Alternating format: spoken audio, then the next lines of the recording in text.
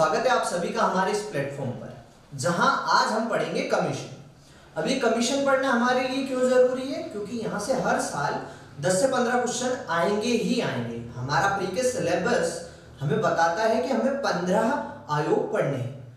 वैसे ये 15 नहीं है, 16 है। क्यों? क्योंकि सिलेबस में एनसीएससी यानी कि राष्ट्रीय अनुसूचित जाति आयोग और एनसीएसटी अर्थात राष्ट्रीय अनुसूचित जनजाति आयोग, इन्हें केवल एक पॉइंट में दर्शाया गया है और 15 टॉपिक हमें सिलेबस में दिए गए हैं। तो टोटल मिलाकर हमारे पास 16 आयोग की चर्चा हमारा सिलेबस करता है और आखिर में इत्यादि शब्द भी बोलता है।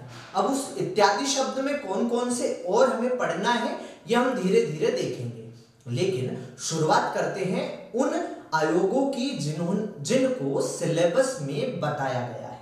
इनमें 8 हमारे हैं संवैधानिक आयोग, जिसमें इलेक्शन कमीशन ऑफ इंडिया अर्थात राष्ट्रीय निर्वाचन आयोग, स्टेट इलेक्शन कमीशन अर्थात राज्य निर्वाचन आयोग, यूपीएससी, एमपीपीएससी, एनसीएससी अर्थात राष्ट्रीय अनुसूचित जाति आयोग, एनसीएसटी अर्थात राष्ट्रीय अनुसूचित जनजाति आयोग, एनसीबीसी अर्थात राष्ट्रीय पिछड़ा वर्ग आयोग और सीएजी अर्थात कंट्रोलर एंड ऑडिटर जनरल, इनकी बात की जाती है। अब ये शब्द आपके सामने निकलकर आ रहा है संवैधानिक। इसका मतलब क्या है? मतलब ये कि ये जो आयोग हैं ये किसी ना किसी रूप में हमारे संविधान में दर्शाए गए हैं। जैसे कि राष्ट्रीय निर्वाचन आयोग की अगर आप बात करेंगे तो आर्टिकल 324 से लेकर 329 तक हमारे संविधान में राष्ट्रीय निर्वाचन आयोग की बात की गई है। उसी में अगर हम देखेंगे कि राज्य निर्वाचन आयोग, तो आर्टिकल 243 के अंतर्गत राज्य निर्वाचन आयोग की गई है। यूपीएससी की अगर हम बात करेंगे तो आर्टिकल 315 से लेकर 323 तक यूपीएससी और इसी के अंदर एमपीपीएससी और जॉइंट पीएससी की बात की गई है। एनसीएससी की अगर बात की जाए तो 338 ए के अंतर्गत आता है हमारा एनसीएससी। एनसीएसटी की अगर बात की जाए तो 338 बी में आता है हमारा एनसीएसटी और एनसीबीसी की अगर बात की जाए तो ये आता है हमारा 338 में आता है एनसीएससी, एनसीएसटी आता है 338 ए में और एनसीबीसी आता है 338 बी में। ये ए और बी क्या होता है? मतलब ये बाद में संविधान में जोड़े गए। ये बात हम आगे चलकर देखेंगे जब हम संवैधानिक पृष्ठभूमि या संविधान की अन्य बातें करेंगे तब। उसके बाद सीएजी की अगर हम बात करें तो ये अनुच्छेद 148 के तहत हमारे संविधान में दर्शाया गया है।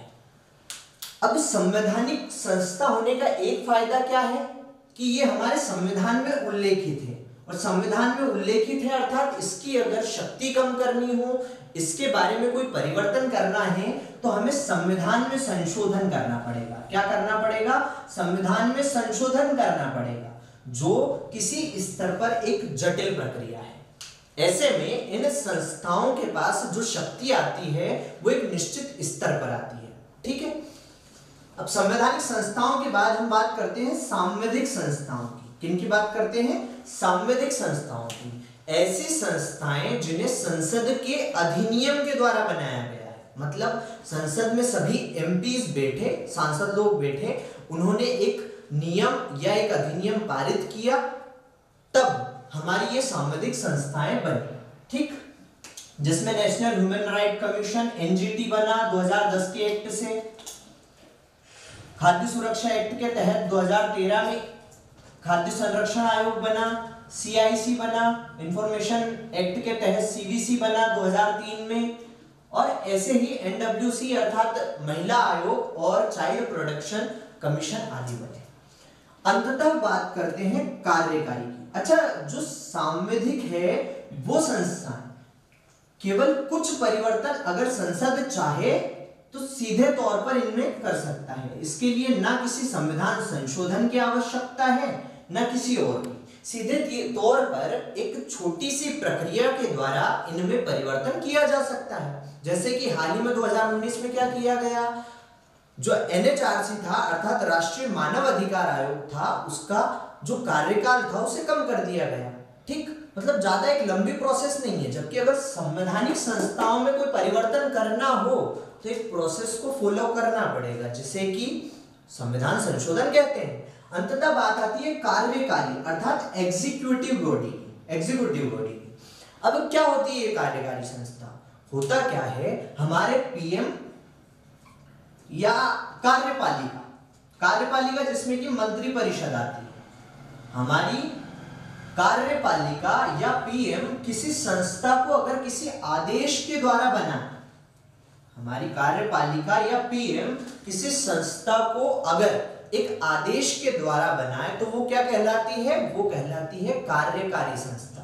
ठीक, ऐसी संस्था कौन सी है? नीति आयोग। इससे पहले हमारी जो योजना आयोग था वो भी एक कार्यकारी संस्था थी, एग्जीक्यूटिव बॉडी थी, और नीति आयोग भी उसी में आता है। ठीक, अब इसमें परिवर्तन करना हो तो क्या PM का मन हुआ कि हमें इसमें चेंज करना है, हमने कर दिया।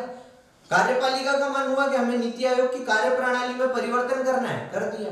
मतलब इसमें संसद की भूमिका बहुत नगण्य होती है। ठीक, अब हमारी अगली बात, हमने यहां से समझ लिया कि हमें कौन कौन से टॉपिक यहां से पढ़ने हैं। ठीक, इन टॉपिक को पढ़ने का हमारा जो फॉर्मूला रहेगा वो ये रहेगा कि सबसे पहले हम जानेंगे कि ये संस्था कैसे बनी।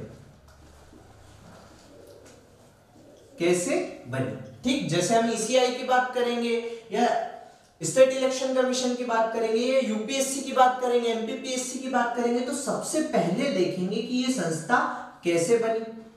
दूसरा, इसकी प्रकृति कैसी है। तो अभी हमने पूरा इस बात को आराम से समझ लिया, प्रकृति की ये संवैधानिक है, सांविधिक है या कार्यकारी है। ठीक, तो हो क्या रहा है कि अपनी 8 संस्थाएं तो संवैधानिक है, इन्हें रट लो, आप कुछ भी कर लो। हमारी जो 6 से 7 संस्थाएं हैं ये क्या है? सांविधिक है। और एक अकेली संस्था, सिलेबस के अकॉर्डिंग जो टॉपिक हम पढ़ेंगे उनमें एक संस्था क्या है? कार्यकारी है। ठीक, तो प्रकृति की बात हो गई। अब अगली बात कैसे बनी हमने हो गया, प्रकृति। अब आता है कब बनी। ये भी हम इस जैसे जैसे एक एक टॉपिक को डिकोड करेंगे, जैसे जैसे समझेंगे, उसके साथ हम समझते रहेंगे कि ये कब बनी, किस एक्ट के तहत बनी आदि। ठीक, अब अगली बात करते हैं कि उसकी संरचना क्या है, कितने लोग उस संस्था में कार्य करते हैं, उनकी नियुक्ति कैसे होगी, कि आखिर उन्हें राष्ट्रपति नियुक्त करेगा या कोई एक संस्था इसके लिए सुझाव देगी, उस तरह की बात करेंगे। उसके बाद जानेंगे कि इन्हें हटाया कैसे जाता है या ये शपथ पत्र वगैरह कैसे लेते हैं। ठीक, उसके बाद बात करेंगे कि इनका कार्यकाल कितना होता है, और अंततः या और बात करेंगे कि ये क्या कार्य करते हैं। उसके बाद बात करेंगे कि ये और क्या क्या इनसे रिलेटेड फैक्ट हैं, तो उन फैक्ट्स के बारे में बात कर लेंगे। और अंततः बात करेंगे कि इनसे रिलेटेड करंट क्या है। ठीक, इतनी बातें अगर हमने यहां से कर ली तो हमारा कोई भी टॉपिक पीछे नहीं छूटेगा, और MPPSC जब इससे संबंधित कोई भी प्रश्न पूछेगी तो आप आसानी से उस प्रश्न को हल कर देंगे। ठीक, तो इस कमीशन के बारे में हमने इतनी बातें जान ली कि हमारे सिलेबस में जो कमीशन बताया गया है वो क्या क्या हमें दर्शाता है। और यहां से अब हम शुरुआत करते हैं ECI अर्थात राष्ट्रीय निर्वाचन आयोग। क्या बात करेंगे? राष्ट्रीय निर्वाचन आयोग। ठीक, तो राष्ट्रीय निर्वाचन आयोग को पढ़ने से पहले हमें यह जानना जरूरी है कि आखिर ये राष्ट्रीय निर्वाचन आयोग बना क्यों, ऐसी क्या जरूरत पड़ी कि भारत में राष्ट्रीय निर्वाचन आयोग की आवश्यकता हो। देखिए, पहले कोई भी नियुक्ति होती थी स्वतंत्रता से पहले, जब 1757 में भारत पर ब्रिटिश लोगों का आधिपत्य हुआ, तब अगर कोई भी नियुक्ति होती थी तो उस नियुक्ति को कौन करता था? निदेशक मंडल करता था, जो कि ब्रिटिश गवर्नमेंट के अधीन काम करता था। फिर धीरे धीरे धीरे धीरे चुनाव का एक प्रचलन भारत में प्रारंभ हुआ, लेकिन वो चुनाव बहुत सीमित लेवल पर होते थे। एक छोटा समूह ही निर्वाचन की प्रक्रिया में भाग लेता। जैसा कि आप जानते हैं कि 1909 में मुसलमानों को पृथक निर्वाचन का अधिकार प्रदान कर दिया गया। फिर मॉन्टेग्यू चॉम्स्फोर्ड सुधारों में भी कुछ कुछ बातें की गई। फिर 1935 में एक सांप्रदायिक पंचायत आया, जिसमें जो सांप्रदायिक निर्वाचन पद्धति थी उसे विस्तार प्रदान किया गया। किंतु जब हम आजाद हुए तो हमारे संविधान के निर्माताओं ने एक मानसिक कल्पना की कि जिस देश, जिस लोकतंत्र को हम स्थापित कर रहे हैं, उस लोकतंत्र में प्रत्येक व्यक्ति का भागीदार बनना बहुत आवश्यक है। और तय किया गया कि भारत एक सार्वभौमिक वयस्क मताधिकार पर आधारित देश होगा। और सार्वभौमिक वयस्क मताधिकार को तय करने के लिए एक संस्था का निर्माण किया गया, जो तय करती थी कि भारत में होने वाले सभी निर्वाचन एक प्रक्रिया, एक प्रोसेस के थ्रू गुजरेंगे। और निर्माण हुआ हमारे राष्ट्रीय निर्वाचन आयोग का, जिसे परिभाषित किया गया संविधान के भाग 15 में। संविधान के भाग 15 में अनुच्छेद 324 से 329 तक हमारे राष्ट्रीय निर्वाचन आयोग की बात की गई। यह राष्ट्रीय निर्वाचन आयोग काम करने लगा 25 जनवरी 1950 को। ठीक, 1950 को यह काम करने लगा।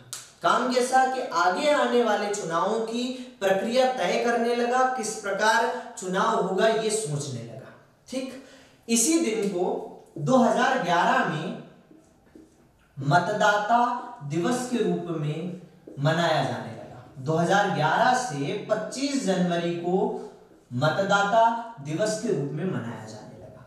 ठीक, ये एक बेसिक बात जो निर्वाचन आयोग के बारे में थी।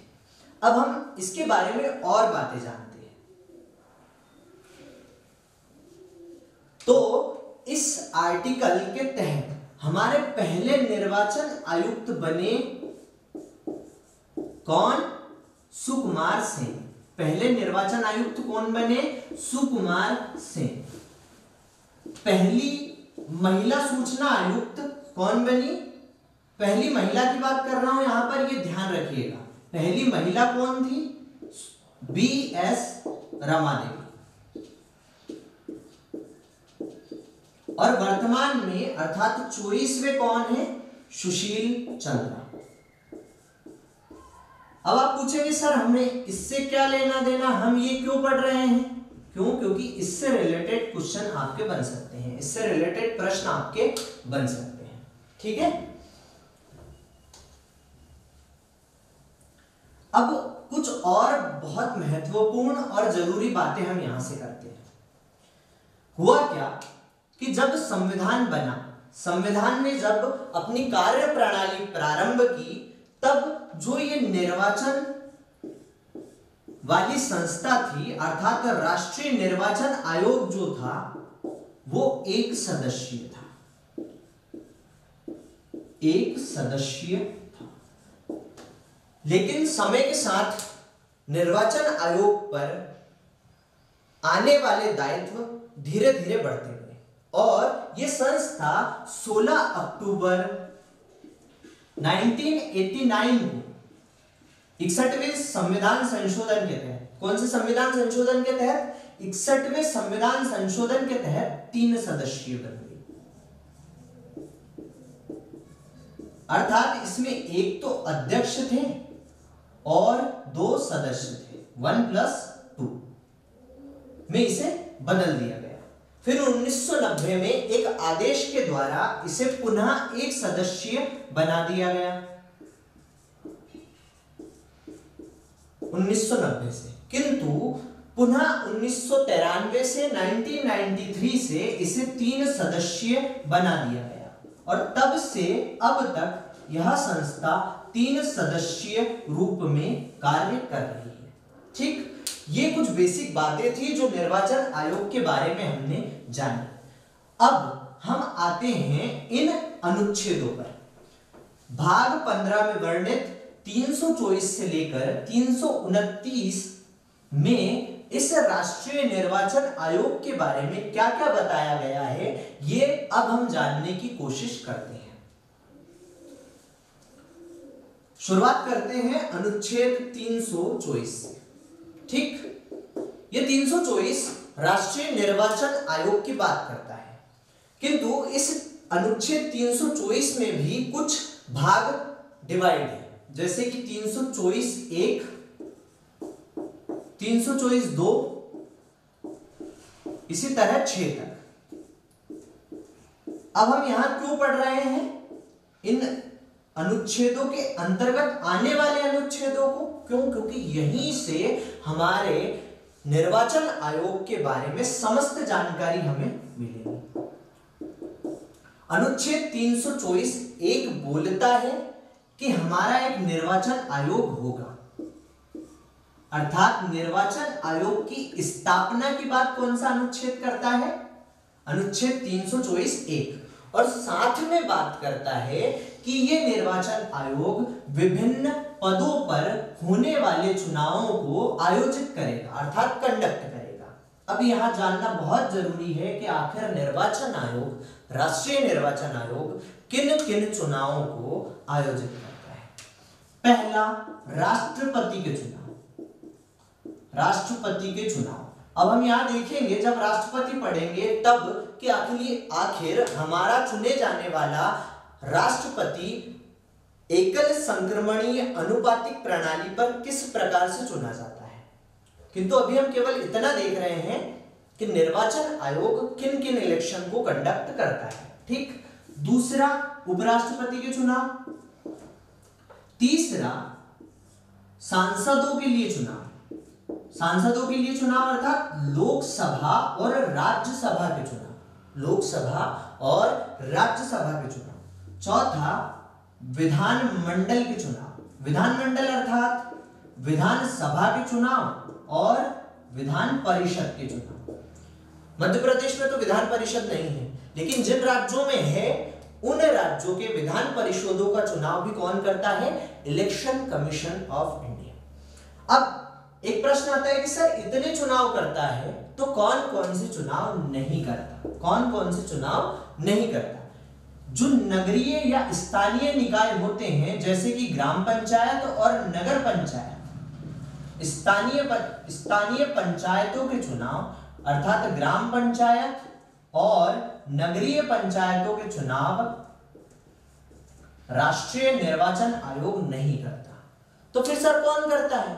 राज्य निर्वाचन आयोग इस प्रकार से होने वाले चुनावों का आयोजन या कंडक्शन करता है। ठीक, पहला 324(1) हम यहां से समझ गए कि निर्वाचन और स्थापना इसमें हमें दी गई है।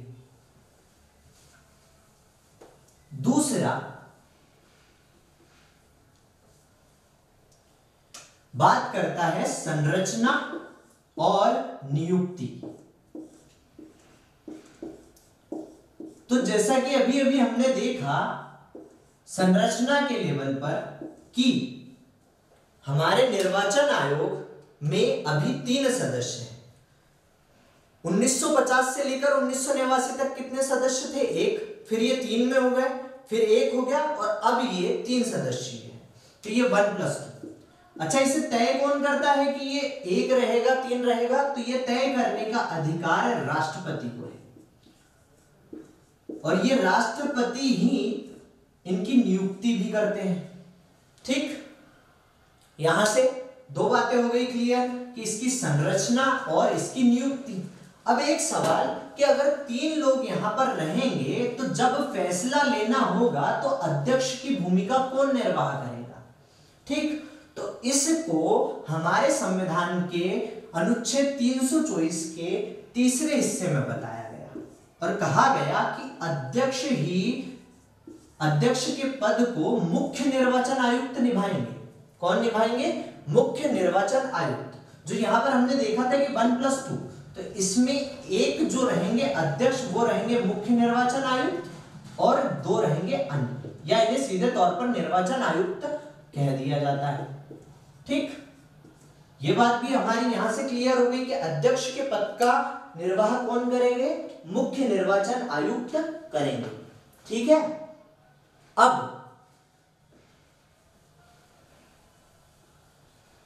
अनुच्छेद 324(3) को भी हमने देख लिया। अगली बात करते हैं अनुच्छेद 324(4) की। देखिए हो क्या रहा है, एक भारत छोटा सा देश तो है नहीं, क्या 3 लोग संपूर्ण भारत में इलेक्शन प्रोसेस को, इलेक्शन की प्रक्रिया को, निर्वाचन की प्रक्रिया को आयोजित कर सकते हैं? नहीं। फिर इसे आयोजित करने के लिए प्रादेशिक स्तर पर विभिन्न आयुक्तों की, कमिश्नर की आवश्यकता होती है। तो क्या करेंगे? प्रादेशिक आयुक्तों की नियुक्ति की जाएगी प्रादेशिक स्तर पर। जैसे कि मध्य प्रदेश के प्रादेशिक आयुक्त अलग होंगे, राजस्थान के अलग होंगे, उत्तर प्रदेश के अलग होंगे, और उनके नीचे भी कई सारे अधिकारी काम करते हैं। ऐसा नहीं कि प्रादेशिक आयुक्त आए और बात खत्म।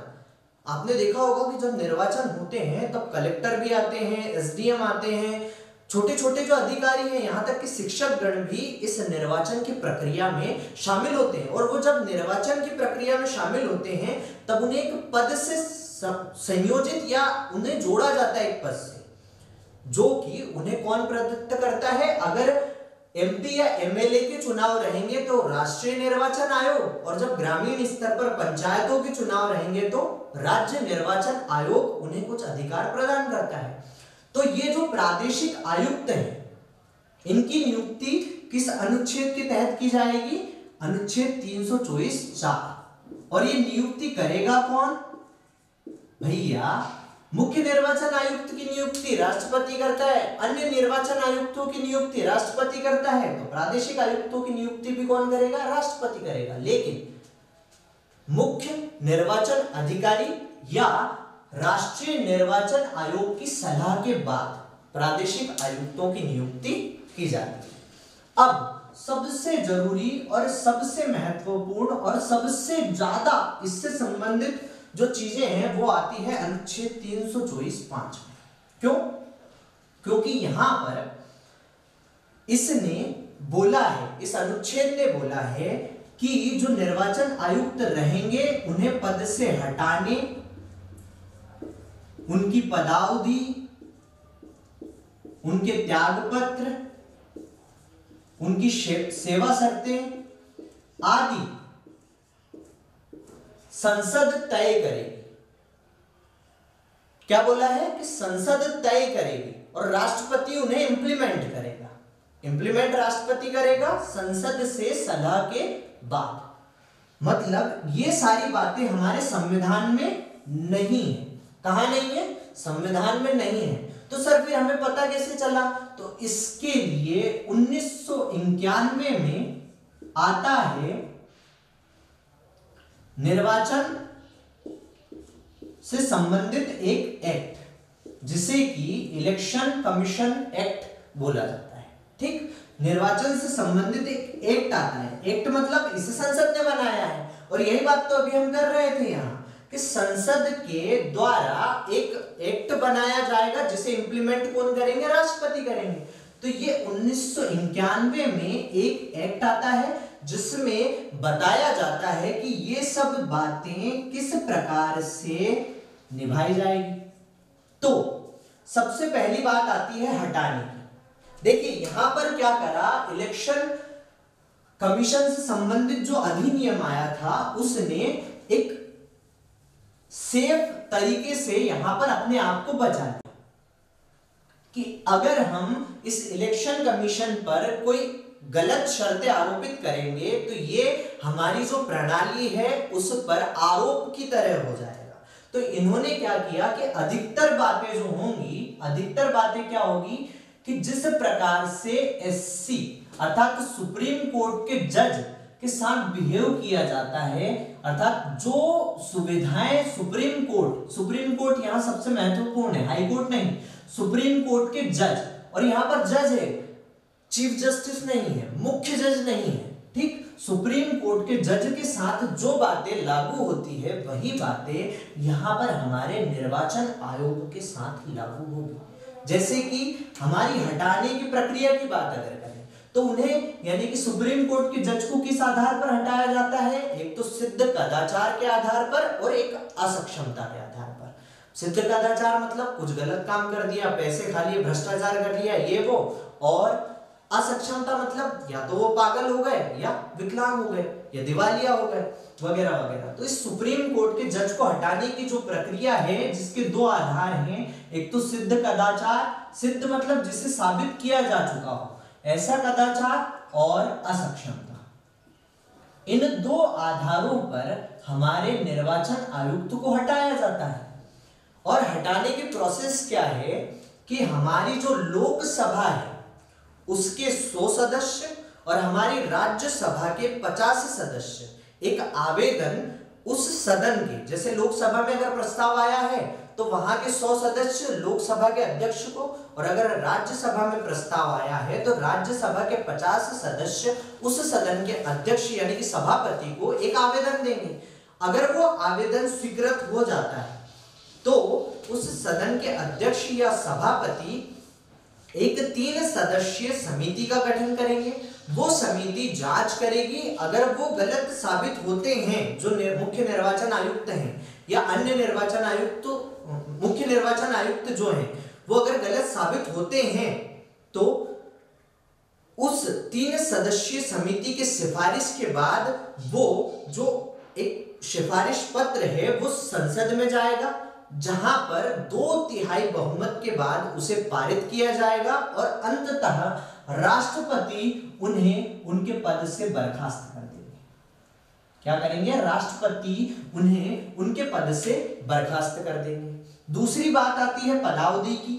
तो इस एक्ट में, अच्छा यहां पर मैंने बहुत सारी किताबों में यह देखा है कि जो मुख्य निर्वाचन अधिकारी है उनका कार्यकाल या पदावधि कितनी है, 6 वर्ष या 65 वर्ष, और अन्य निर्वाचन आयुक्तों की अधिकांश किताबों में 6 वर्ष और 62 वर्ष दी गई है। लेकिन हमें तो कहां से अधिकतर बातें निकालनी है? इस एक्ट से।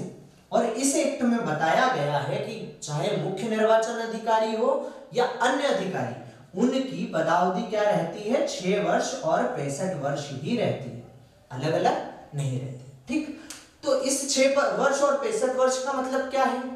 जो भी पहले हो जाए, जैसे कि कोई व्यक्ति 58 साल का है, 58 साल का है और वो मुख्य निर्वाचन अधिकारी बन जाता है, तो वो कब रिटायर होगा? जैसे ही 6 साल उसके पूरे हो जाएंगे, अर्थात 64 वर्ष की उम्र में वो रिटायर हो जाएगा। लेकिन अगर कोई व्यक्ति 61 वर्ष का है तो वो कब रिटायर होगा? अगर वो 6 वर्ष के हिसाब से तो 67 वर्ष में, लेकिन यहां तो 65 वर्ष की कंडीशन दी गई है, तो चाहे वो 6 वर्ष हो या 4 वर्ष, जैसे ही वो 65 साल का होगा वो रिटायर हो जाएगा, 65 से अधिक नहीं हो सकता। ठीक, अब बात आती है त्यागपत्र की। तो त्यागपत्र किसे दिया जाता है? राष्ट्रपति को देते हैं मुख्य निर्वाचन अधिकारी, और जो अन्य निर्वाचन अधिकारी हैं वो भी किसे देते हैं? राष्ट्रपति को। लेकिन जो अन्य निर्वाचन अधिकारी हैं उन्हें हटाया कैसे जाता है? तो उसके लिए सुप्रीम कोर्ट के जज वाली बात लागू नहीं होती। बात क्या लागू होती है कि अगर मुख्य निर्वाचन अधिकारी जो चीफ होता है तीनों में से, अगर वो बोल दे कि इन तीनों में से या इन 2 में से किसी एक को हटाना है या दोनों को हटाना है, तो राष्ट्रपति उनकी सलाह के बाद उन निर्वाचन अधिकारियों को उनके पद से हटा देते हैं।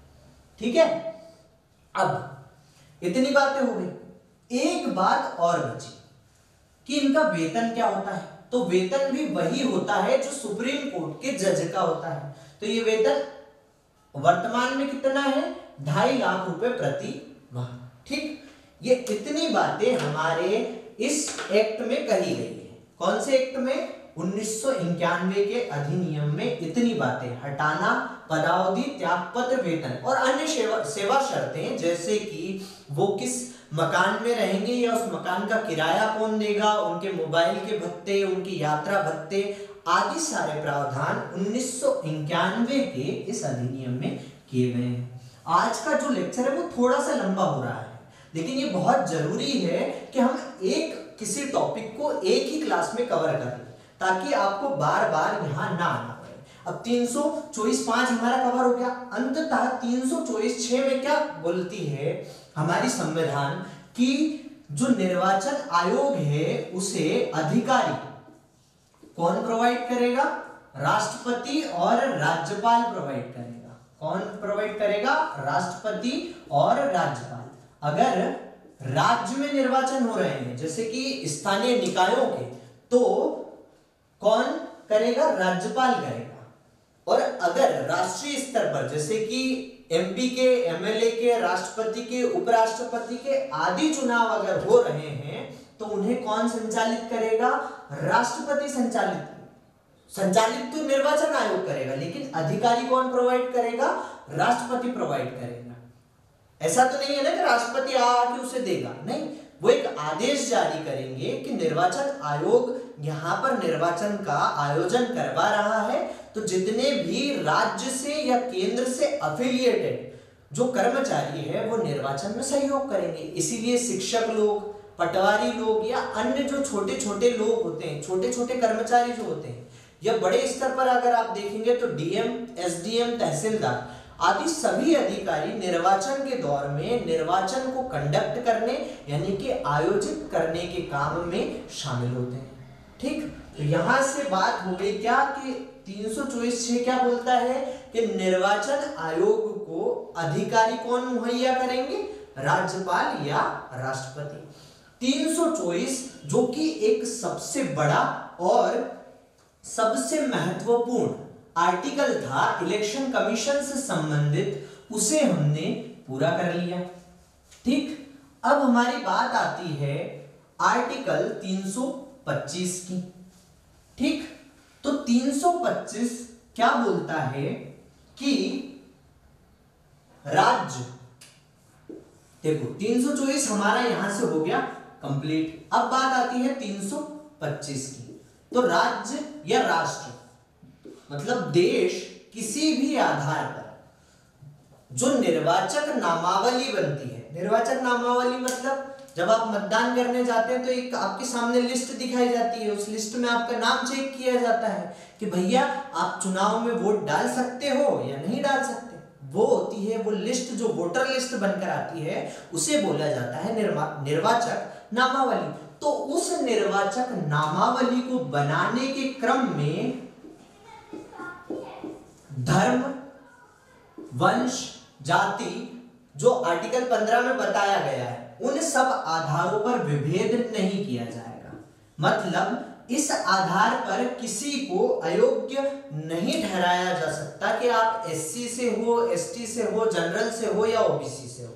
प्रत्येक व्यक्ति जो 18 वर्ष की आयु पूर्ण कर चुका है वो मतदान के लिए योग्य होता है। यहाँ पर कुछ रेस्ट्रिक्शंस हैं, जैसे कि कोई व्यक्ति अगर सजा पाया हुआ है या अन्य किसी कारण से उसकी मत देने की योग्यता या उसका जो अधिकार है उसे निरस्त किया जा सकता है, लेकिन सामान्य तौर पर निर्वाचक नामावली तैयार करने के दौरान किसी भी प्रकार का विभेद नहीं किया जाएगा।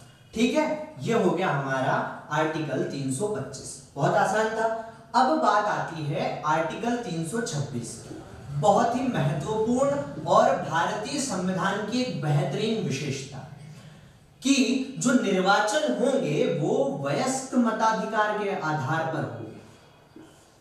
मैंने यहां पर क्यों बोला कि भारतीय संविधान की अद्भुत विशेषता, भैया बहुत सारे देश हैं जो वयस्क मताधिकार को अपने में शामिल करते हैं, नहीं, अमेरिका जैसी अपने आप को एक बहुत उदारवादी समाज कहने वाली संस्था भी संविधान में वयस्क मताधिकार को शुरू में शामिल नहीं किया था। महिलाओं को वहां पर मत देने का अधिकार प्रारंभ में नहीं था। धीरे धीरे धीरे धीरे ये जब समाज डेवलप होता गया तब उन्हें ये अधिकार मिला। लेकिन हमारे संविधान के निर्माण के प्रारंभिक दौर में ही समस्त देश को मत देने का अधिकार था, बशर्ते कि वो 18 साल की आयु पूर्ण कर चुका हो। अच्छा, संविधान जब बना था ना तब ये 18 साल नहीं 21 साल थे, लेकिन 61वें संविधान संशोधन में 61st कॉन्स्टिट्यूशनल अमेंडमेंट में इस आयु को 21 से घटाकर 18 कर दिया गया। मतलब पहले 21 साल का कोई व्यक्ति वोट दे सकता था, लेकिन इस संशोधन के बाद अगर किसी व्यक्ति ने 18 साल की आयु पूरी कर ली हो तो वो मत देने के लिए योग्य हो जाता है। ठीक, अब आर्टिकल 327, आर्टिकल 327 निर्वाचन के संबंध में नियम बनाने की संसद की शक्ति। किसकी शक्ति? संसद की शक्ति। कि भैया अगर कहीं पर चुनाव होंगे तो वहां पर क्या क्या नियम रहेंगे, क्या क्या कायदे रहेंगे, इस तरह की संसद की शक्ति। वैसे तो ये नियम और कानून कौन बनाता है? निर्वाचन आयोग बनाता है। जैसे कि अभी हम बात करेंगे आचार संहिता, आदर्श आचार संहिता इनकी, लेकिन कुछ नियम छोटे छोटे जैसे परिसीमन से संबंधित या अगली जनगणना के बाद कब हमारे निर्वाचन के क्षेत्रों में बदलाव होगा, इस तरह के प्रावधान कौन बनाता है? संसद बनाता है। और ऐसा ही अगला आर्टिकल है 328, जहां पर निर्वाचन से संबंधित नियम बनाने की शक्ति विधानमंडल को दी गई है। विधानमंडल को दी गई है कि विधानमंडल भी क्षेत्रों में परिवर्तन कर सकता है या अन्य ऐसे परिवर्तन जो उसे अपेक्षित लगते हो, ऐसे परिवर्तन अगर वो चाहे तो कर सकता है। ठीक है, अब अगली बात आती है जो कि अगर 324 सबसे महत्वपूर्ण था, 326 वयस्क मताधिकार को दर्शाता था, तो 329 भी उतना ही महत्वपूर्ण अनुच्छेद है भारतीय संविधान में। अच्छा, मैं यहां पर ये अनुच्छेद आपको क्यों बता रहा हूं कि इस अनुच्छेद में ये कहा गया है? क्यों? क्योंकि पीएससी इस प्रकार के प्रश्न पूछ सकती है। जैसा कि हाल में पूछा था कि किस अनुच्छेद में इसकी परिभाषा दी गई है, तो फिर आपको बताना था ना। तो अनुच्छेद तो बहुत जरूरी है। अनुच्छेद ही नहीं, जैसे कि आप जब सांविधिक संस्थाओं को के बारे में पढ़ेंगे तो वहां भी उनसे संबंधित महत्वपूर्ण बातें हम जानेंगे। क्यों? क्योंकि ये हमारे लिए जरूरी है। ऐसी ही बातें तो हमें एग्जाम में अन्य स्टूडेंट की अपेक्षा एक कदम आगे लाकर खड़ी कर देंगी। जब आप एक प्रश्न ठीक करेंगे तो ऑटोमेटिक आपका कॉन्फिडेंस लेवल बढ़ जाएगा। तो अनुच्छेद 329 की बात करते हैं। देखिए, हमारे संविधान में न्यायिक समीक्षा की बात की गई है। संविधान ये बोलता है कि जब भी कोई प्रोसेस गलत तरीके से फॉलो होगी तो वहां पर न्यायालय हस्तक्षेप करेगा। लेकिन 329 ये बोलता है कि अगर कोई निर्वाचन कंडक्ट होता है, कोई निर्वाचन का आयोजन होता है, कोई चुनाव होता है, तो उससे संबंधित किसी भी प्रकार के जो दिक्कतें हैं, जो समस्याएं हैं, उनका समाधान करने के लिए न्यायालय हस्तक्षेप नहीं करेगा। केवल एक शर्त पर, जहां पर निर्वाचक जो है वो अगर अयोग्य घोषित हो जाता है, जो चुनाव लड़ रहा है, जो चुनाव में भागीदार हुआ है, जो चुनाव जीतने के लिए अपनी पेशकश है वो अगर रख रहा है, वो अगर अयोग्य घोषित हुआ है तो ही न्यायालय हस्तक्षेप कर सकता है। अन्य मामलों में जैसे कि किस क्षेत्र में कितने प्रतिनिधि लड़े, कोई क्षेत्र कितने सामुदायिक क्षेत्र का प्रतिनिधित्व करता है, परिसीमन से संबंधित विभिन्न मामले, इन सभी में कभी भी निर्वाचन आयोग हस्तक्षेप नहीं करता है। और ये बात कहां की गई है? 329 में। तो भैया हमने 324 से लेकर 329 तक सभी महत्वपूर्ण अनुच्छेदों को यहां से समझ लिया। अब बात आती है कि आखिर जिस इलेक्शन कमीशन को हम पढ़ रहे हैं वो क्या कार्य करता है, उसके पास कौन कौन सी शक्तियां हैं। तो यहां हम देखते हैं कि इसे क्या क्या शक्तियां प्रदान की गई है। पहला, एक तो अनुच्छेद 324(1) में ही कि ये विभिन्न चुनावों का संचालन करेगा। ये तो हमने देख लिया। राष्ट्रपति का चुनाव, उपराष्ट्रपति का चुनाव, संसद का चुनाव, विधानमंडल का चुनाव, ये सब कौन आयोजित करता है? राष्ट्रीय निर्वाचन आयोग।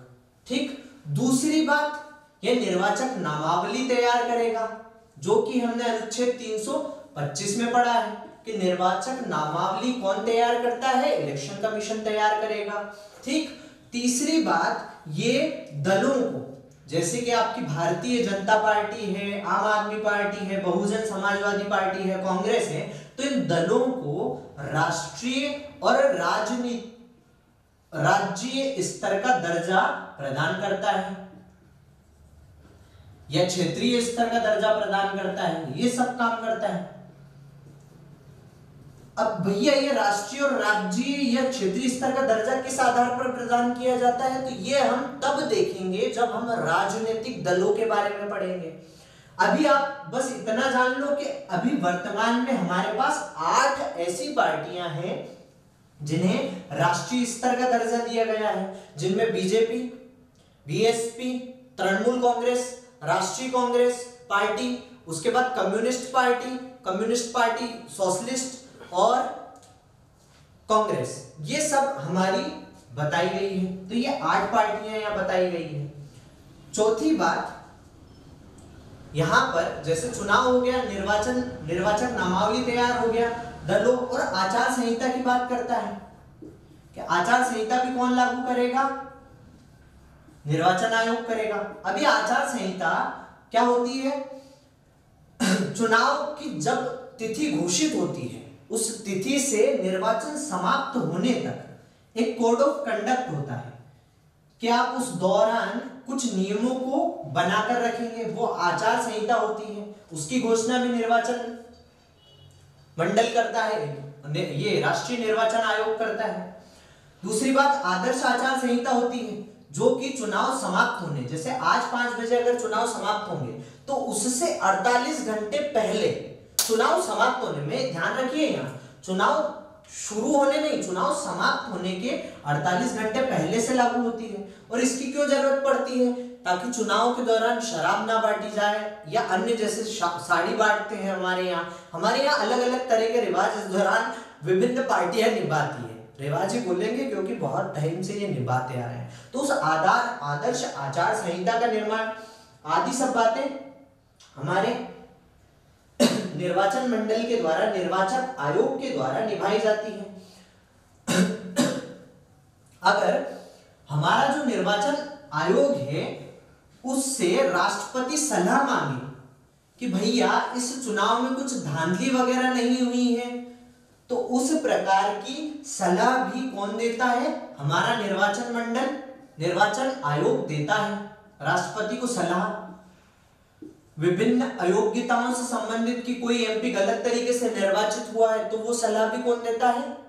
राष्ट्रीय निर्वाचन आयोग देता है। ऐसे अन्य कई कार्य हमारा निर्वाचन मंडल करता है। अब आगे कुछ बातें और रह गई है, जैसे आदर्श आचार संहिता से संबंधित कुछ फैक्ट, इससे रिलेटेड करंट, कि आखिर हमारा राज्य निर्वाचन आयोग विभिन्न नई पहले किस प्रकार से लेकर आ रहा है जिससे मतदान को बढ़ाया जा सके, और इससे संबंधित विभिन्न समितियां कि किन किन समितियों के सुझाव के बाद वर्तमान स्थिति में हमारा निर्वाचन आयोग पहुंचा है। ये सब बातें हम अगले लेक्चर में करेंगे, और अगले ही लेक्चर में हम कंक्लूड करेंगे हमारे राज्य के निर्वाचन आयोग को। ठीक, धन्यवाद। हमें लगातार प्रोत्साहित करें ताकि हम और भी ऐसे लेक्चर आपके लिए लेकर आते रहें।